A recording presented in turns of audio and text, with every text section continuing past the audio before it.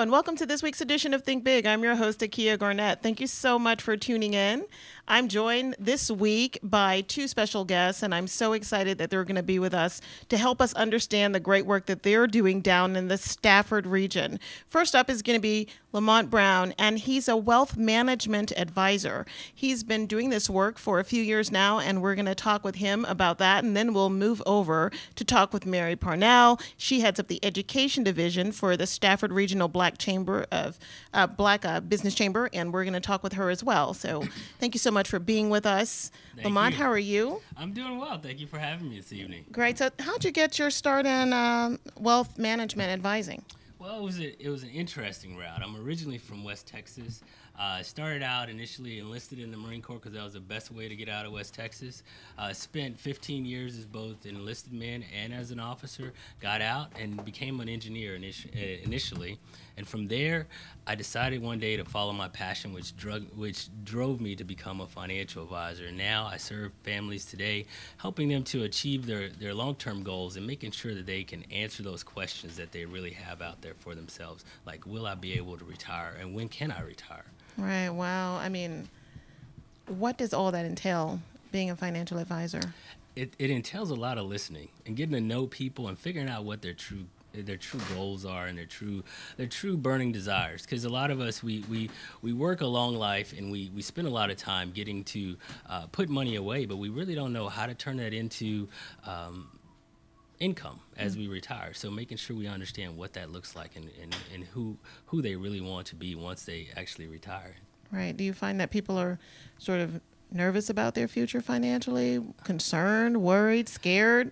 So it's very interesting. So I catch people in all walks. I catch people that are nervous enough to do something about it. I catch people that are nervous and put their head in the sand like the ostrich. So it really depends on the person and their personality. But all in all, most people are really concerned about what happens when that last check comes in.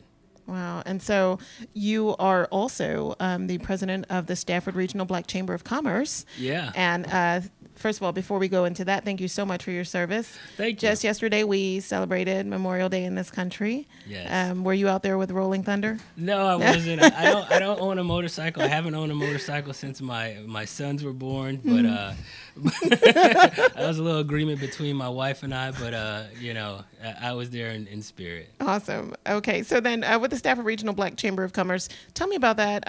How did it get started in 2015? Yeah. So we saw this need in the Stafford region, and that was we were dealing with a big disconnected society. And we have, as you know, Stafford region is made up of 5 major counties down there.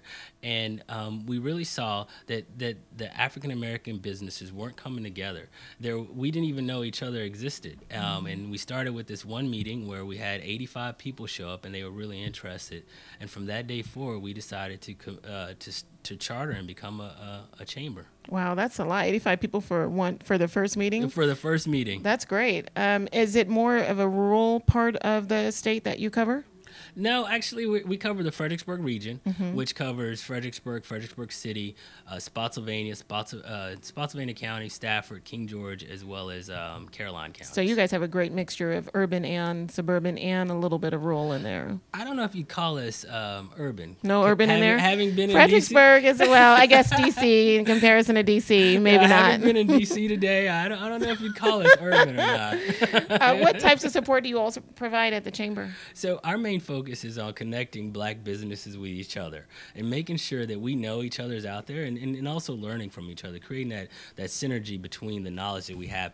But the other part of that is making sure that we're educating and ensuring that African-American businesses have the tools they need to begin, start up, and develop their business to grow.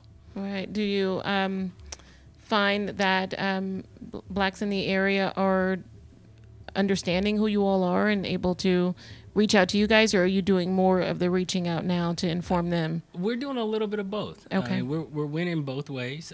We do win more by word of mouth than we do by our website or Facebook or any of those things. Because still, I'm a firm believer that you gripping somebody's hand and ask them to come to a meeting is a lot more effective. Right. But we are starting to see more people come in through Facebook and other ways. And what community services or programs do you all offer specifically? So we do a quarterly educational event, and we do quarterly we do quarterly events where we bring them together and have a great time and spend time together.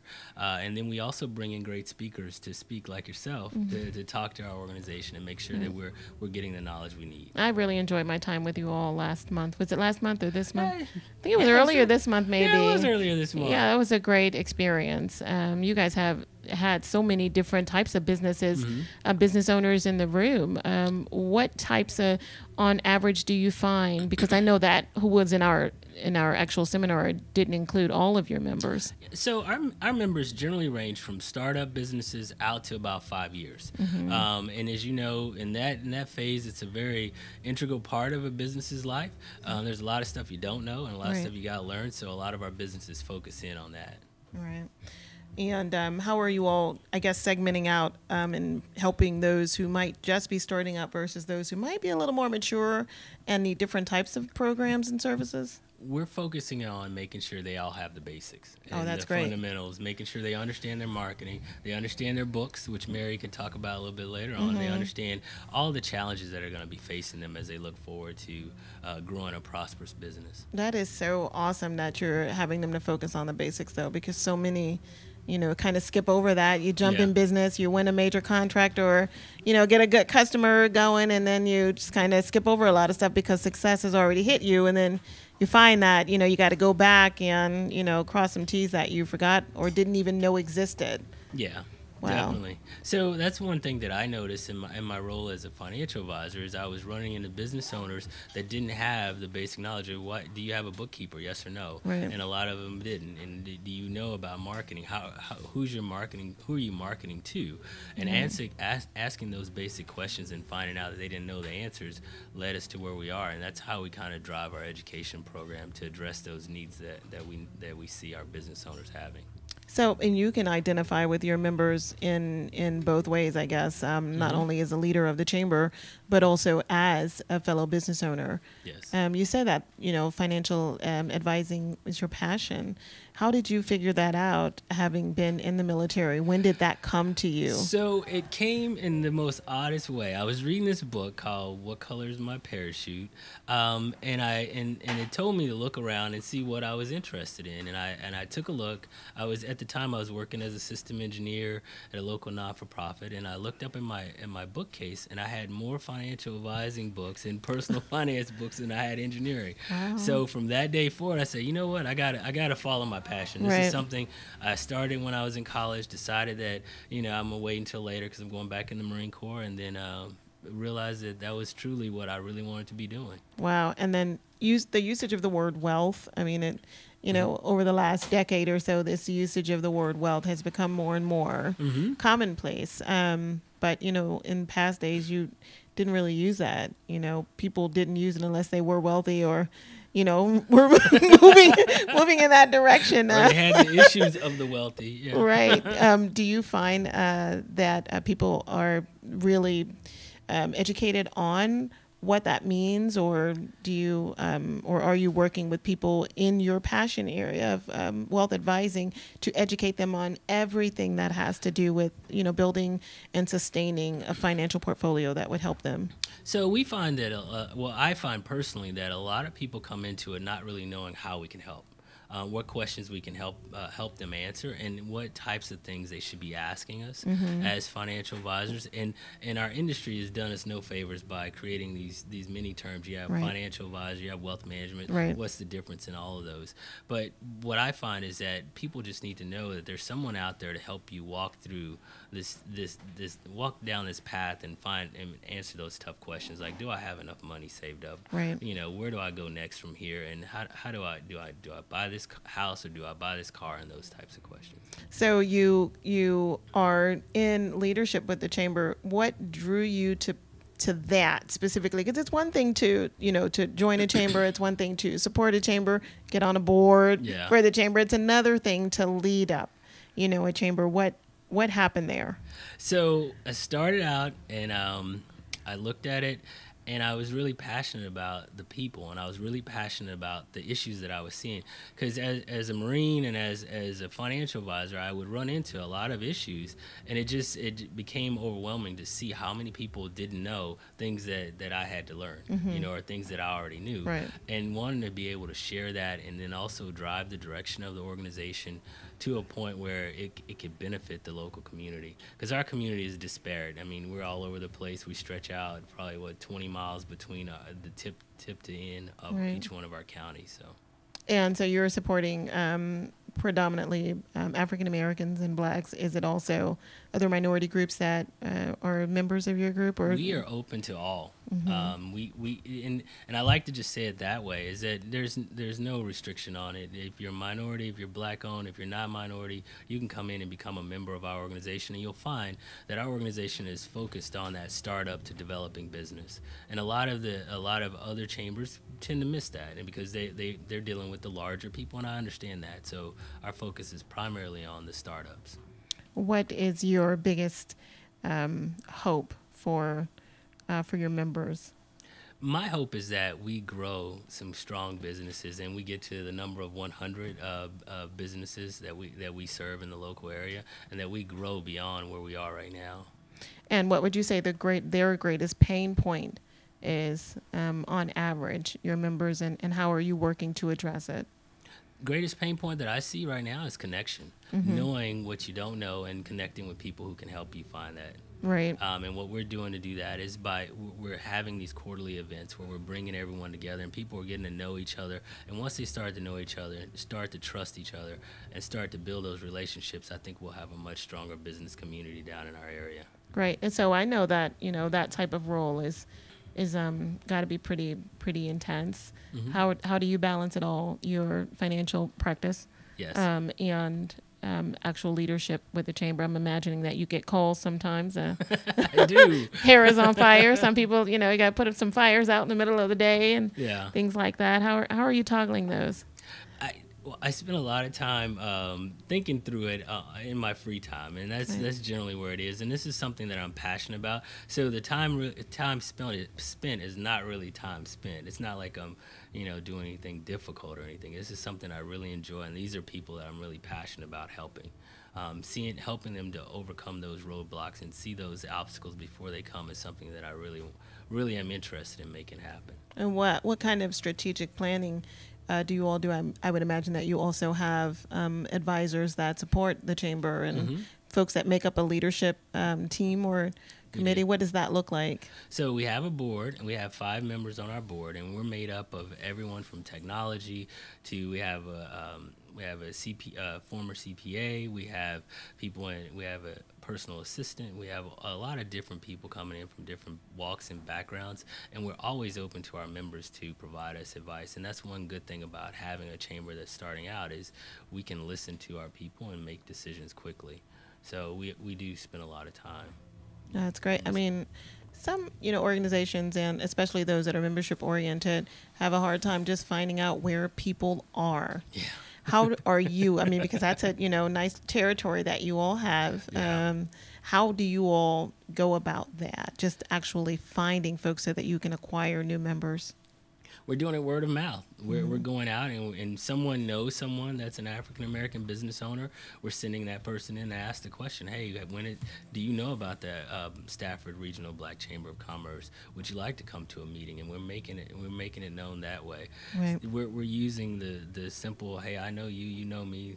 Do you know anyone else that wants this kind of service? Right. And are you working with any education or workforce organizations out there to let them know about, what you all are doing, schools, community colleges, or? No, we haven't got to that yet.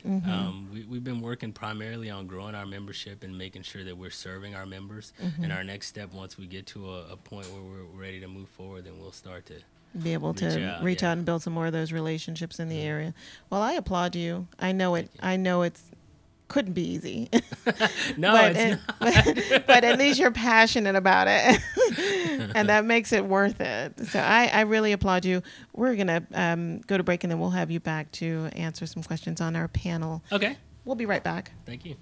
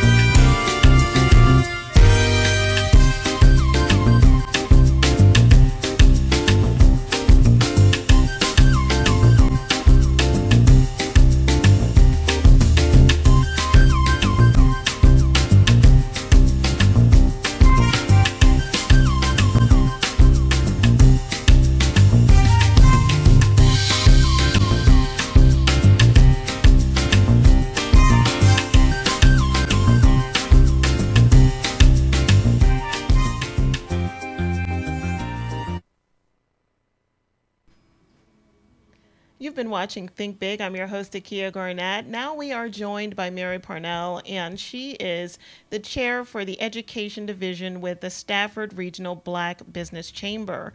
Thank you so much for being with us, Mary. How are you? I'm wonderful. Thank you so much for having me, Akia. It's a pleasure to be here. Oh, and you are not only working with the chamber, but you're also the owner of ABC Solutions, which is in bookkeeping. Yes, accounting and bookkeeping and tax. Oh, well, so tell us about that and what types of ways you're helping people stay out of trouble financially. Okay. Well, always like the numbers.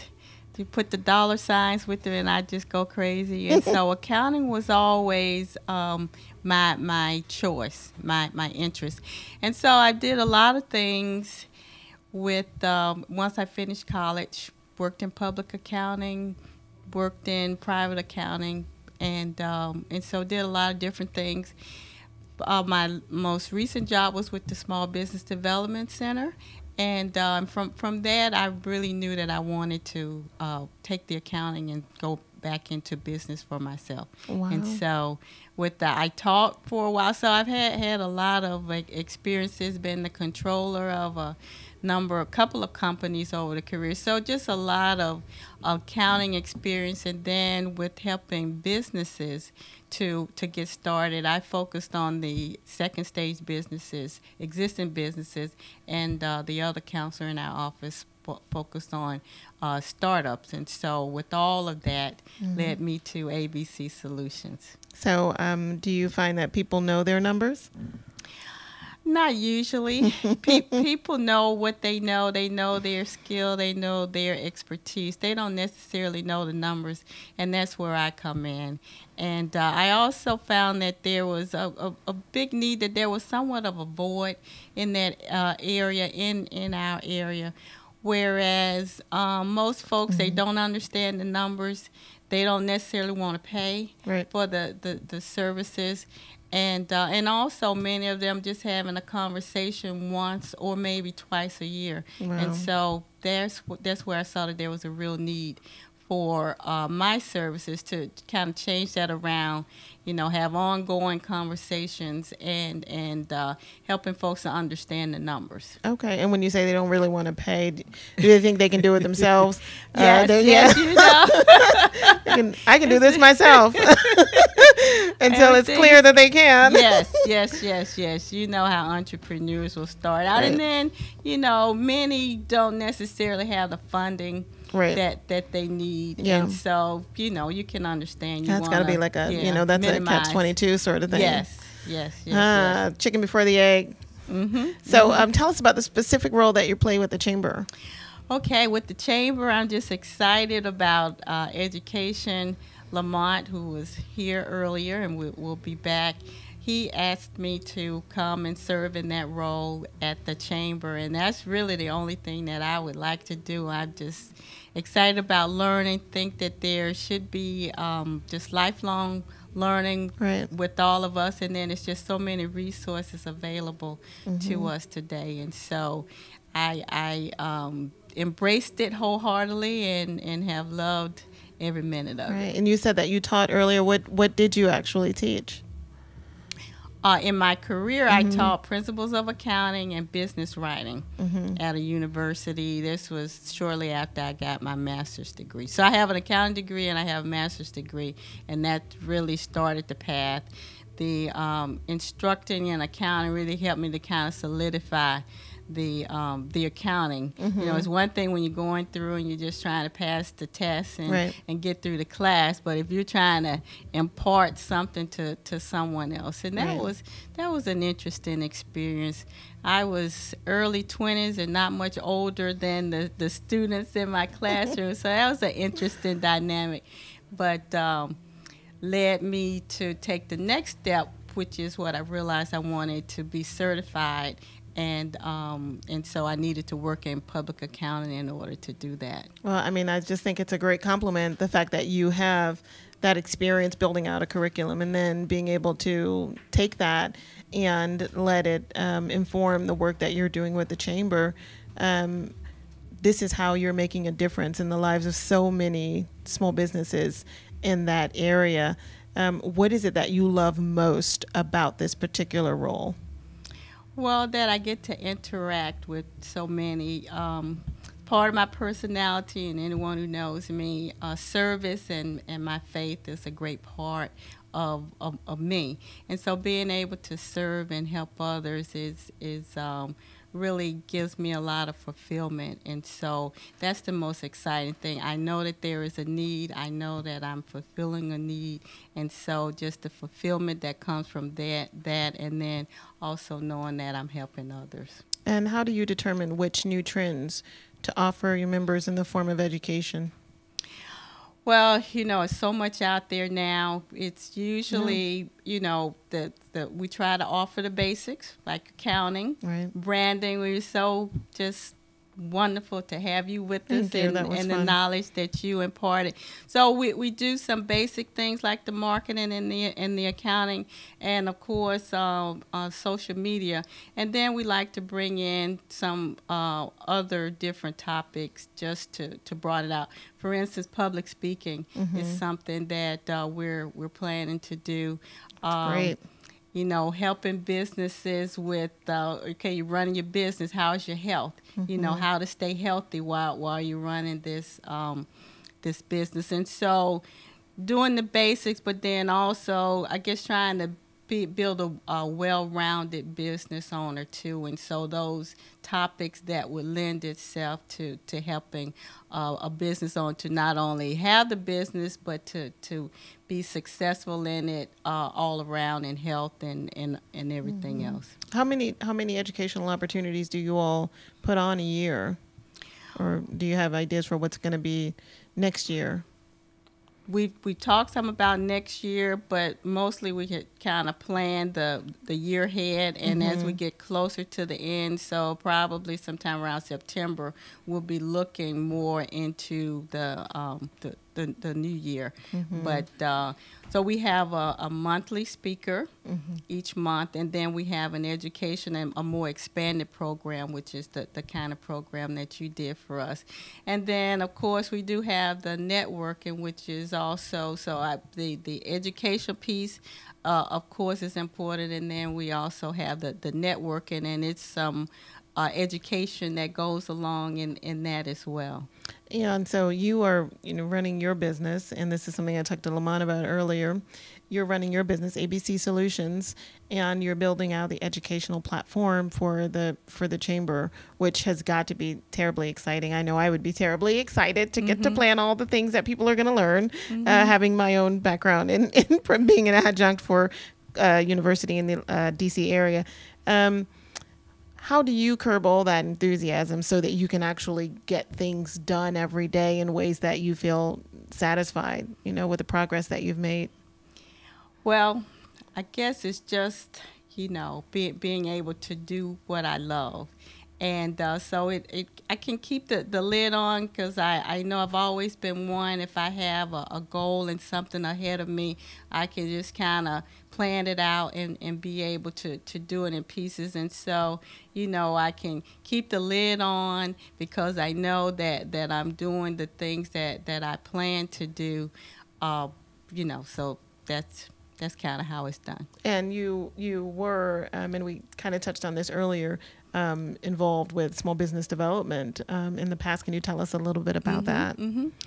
Well, that involved helping entrepreneurs in our region with the range of services. As I said, I work with existing businesses, and there was another council that worked with the startups. And so because my background was accounting, a lot of what I did, business planning, financial projections. Again, we touched on the funding where, a lot of businesses are not able to get the funding that they need. And so a business plan is useful not only to get funding, but of course to help you understand your business as you're getting started. But it can also be helpful to get funding. So that was something that I did. And again, a big part of that plan are your financial projections and and making sure that they are realistic. So, what I would say often was, it's not my job to kill the dream, but it's my job to keep the dream real. And so that's what I would do with reviewing the projections and make sure, we're going to make $1 million in 6 months. Right. Okay, I don't think so. Yeah. Let's take a look at that. Wow. So, and when you have those financial projections, and if they're not realistic, you kind of right-sizing those, bringing them back in. If they have a tight financial, projection sort of portfolio, if you will, or plan, and they move forward with that, there are still other things that prevent them from getting the funding, right? Yes. Sometimes the best laid plans, but you have so many entrepreneurs where they see the path. That's why the business plan is important. That even without the funding, then you can create little pieces of it that you can do. What is it that you can do without the funding? And so having a plan where if you don't get funding, that's going to kill. It's going to be a deal breaker. Right. You figure out how you can get around that.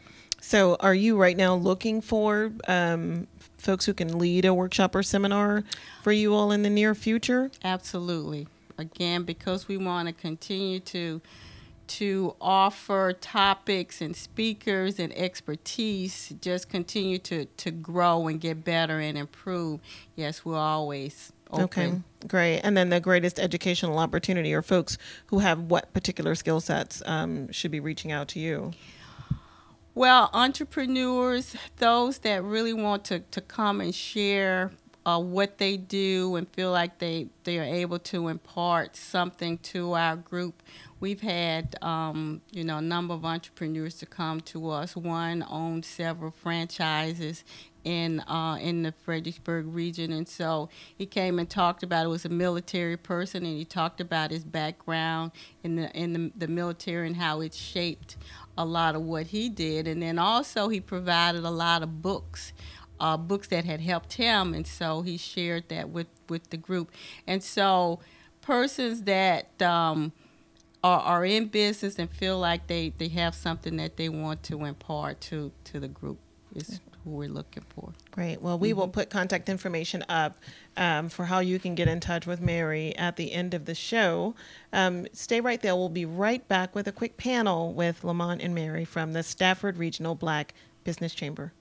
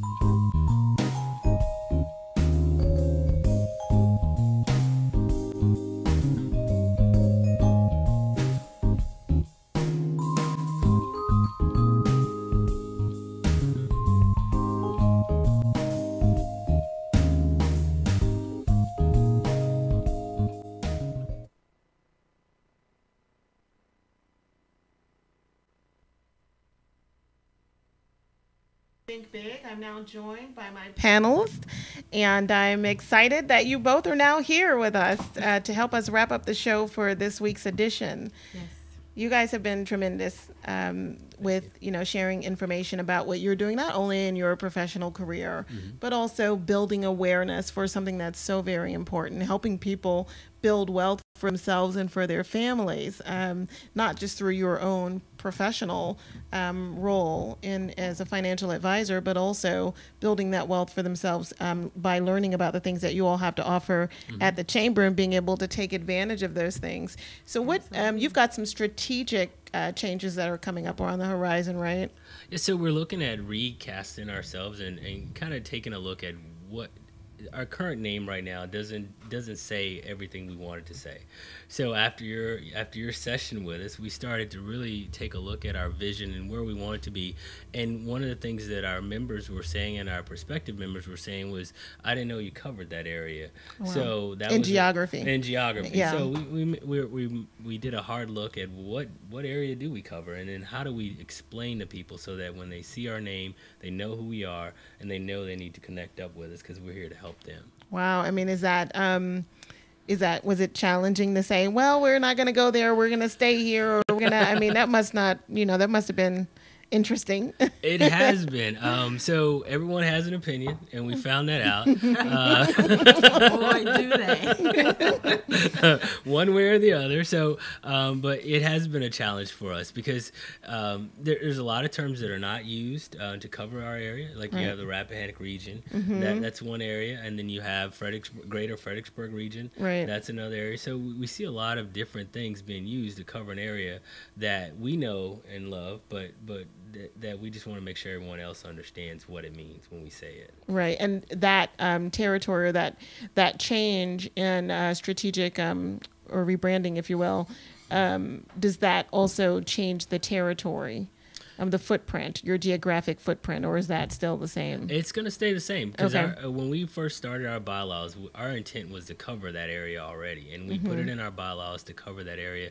It's just our name just wasn't meant to cover that area. Right. Yeah, we were meeting in Stafford, and so when we landed on that name, we kind of transitioned from the Black Chamber. So we were meeting in Stafford, and I think we just needed to have a name. But now that more thought has gone into it, and to say your assistance. Right. Yeah. Well, there is some resistance to some folks not thinking that Stafford is part of Northern Virginia. I believe that it is. It is. It is. I believe that it is. Now, once you get past Stafford, I know they're still trying to, Fredericksburg is part of Northern Virginia, and well. Well, the interesting thing, when I first came to this area, they didn't talk about on the local news. They didn't talk about anything south of Woodbridge. Right. And now you actually hear on the local news and talking about Fredericksburg and Son and Fredericksburg. So. And with the HOV going farther down, I mean, pretty soon it'll be Richmond as part of Northern Virginia. Yeah, there are people that commute that far, too. Right. So what other areas of leadership do you all, feel like you need to build out? It's been 2 years now? It's been 2 years. So what other areas have you found that there may be some holes, and in the future you might be able to begin plugging some of those? So we're always looking for professionals that want to become a part of something that's bigger than themselves and serve. We have several positions open on our board to come in and just help us, teach us and learn from us on how can we better serve our members. One thing that we want to make sure we're doing is making sure we're listening to the members, and as we bring members in, we're taking care of them and making sure they're getting the knowledge that they need to move forward as business owners. Because our success is not that we have a certain amount of members. Our success is that we start seeing these members grow big businesses that do well in that area. Right. How are you all telling some of those success stories? Well, we have it out on our website. We're always out on the website. Right. We have it out on our Facebook. And then one thing that we do that's quite unique in our meetings is we make it a point that before any speaker comes up and speaks, we allow everyone to introduce themselves and tell them about what they're doing. Right. So, and that the intent of that is so that we break down barriers between ourselves, and also that our businesses are being presented in a positive light at that point. The National Minority Supplier Development Council has a category that is called a corporate plus. And this means that as a minority business entrepreneur, you have been certified, if you will, to manage and handle national accounts. Lots of businesses have that goal to grow, but they may not be able to say, does that mean I want to grow and be number one locally? Do I want to be number one regionally? Do I want to be number one, on the East Coast or Mid-Atlantic or all of the United States? How are you all preparing folks to take advantage of other resources that might be out there? Are you bringing those resources to them? Yes, that's in terms of the educational programs. We've had economic development officials to come. We've had SBA officials to come, or planning to bring them on. So we have been, I think, quite inclusive with the resources that we've invited to the chamber from the local community, the businesses, owners, the economic development officials. So I think we have been pretty inclusive there. Beyond that, this might be a fun numbers question for you, but what does it look like in terms of the financial investment for the companies and being able to take advantage of all of your things that you offer, such as membership and your events and all of those great things? Very affordable. It's just $100 per year. So that is very affordable. You very can't beat that with a affordable. bell. No, you cannot. And what we do that I think is very unique is I make it a point of letting our members know that each dollar that they spend in that membership comes back to them. So what they see is at the end of the year when we host our events, they get discounts on those events. When we do things, they get discounts on those things. And when we go out and we do social events, we put in, we pay for appetizers out of that money. So they do get it coming back to them. Right. And I mean, I would think in the future you might even have some peer-to-peer sort of learning opportunities for folks. I mean, as you continue educating people, they'll be ready to begin educating each other. Yeah. Yes. Yeah. Wouldn't that be great? Yeah. What upcoming events do you all have planned? So just on that last note there, we do have an ambassador program. Great. We've linked our members up to people who have been in the chamber for a while to make sure they understand what resources are out there for them. But It's sort of like a buddy program or something. yeah, That's just great. to make sure if something's going on and there's something that you need help with, there's That's someone awesome. there that knows that information for you. That's awesome. Or has a resource And they can help you get with. the connection immediately. That's awesome because it's so easy within membership organizations to, become disengaged. If nobody's reaching out to you, if, you kind of out of sight, out of mind. So Yeah. that's awesome. One topic you asked me earlier, and I thought of something specific. Lamont mentioned we do listen to our members, and so at our last meeting, which wasn't a traditional meeting where we had a speaker, it was a business meeting, we did the budget and all of those kinds of things. But one thing that came up was that they would like to see a topic on a discussion on exit strategy. Wow. And so we're looking for someone to do that. We do have people within the organization that might be able to do it, but with time constraints and all of that, Right. we Well, that's great because Yeah, contingency yeah. planning, it's so very important. Yes. At some point, we grow this big thing and then we have to toss it off. If it's a family-run business, might be a little easier to make that decision, perhaps. But, other, types of organizations that aren't set up that way have a lot of work to do when it comes to handing off things, in a way that will not only look good today, but look good for generations to come.